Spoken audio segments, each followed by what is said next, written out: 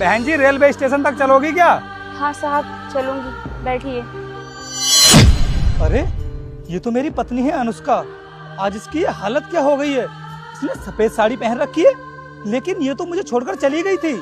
अरे क्या हुआ साहब, बैठिए ना। हाँ हाँ बस अभी बैठता हूँ।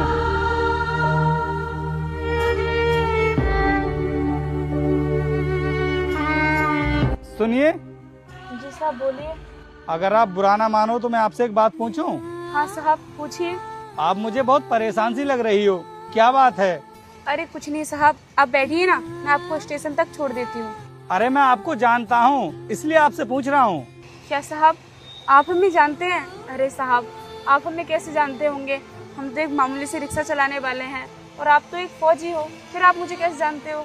मैं आपको नहीं जानता हूँ, मैं तो आपके पति को जानता हूँ। आपके पति भी तो एक फौजी थे ना, तो हम दोनों एक ही बटालियन में थे। और आप अशोकनगर सोसाइटी में रहते थे ना, मैं एक दो बार आपके घर भी आया था, आपके घर पर ही देखा था मैंने आपको।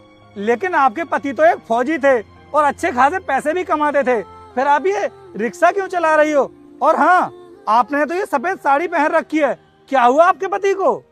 क्या बताऊं साहब, मुझे तो ऐसा लगता है कि भगवान मेरी परीक्षा ले रहे हैं और पता नहीं मैंने पिछले जन्म में ऐसे कौन से पाप किए थे जिसकी सजा मुझे इस जन्म में मिल रही है। ऐसा क्या हुआ आपके साथ? आप मुझे थोड़ा सही से बताओ तो सही।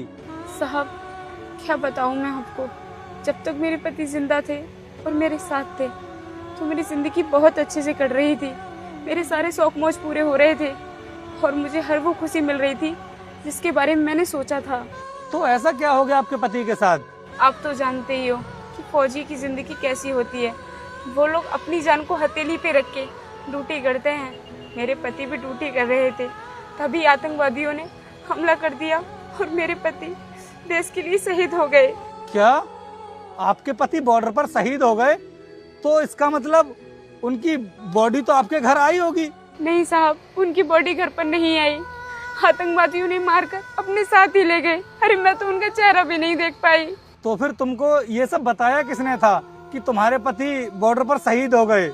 मेरे पति के जो बड़े भाई है ना, उन्होंने मुझे बताया था कि तेरा पति अब इस दुनिया में नहीं रहा, वो देश के लिए शहीद हो गया है। जब तुम्हारे पति के बड़े भाई हैं तो तुम ये रिक्शा वगैरह क्यों चला रही हो?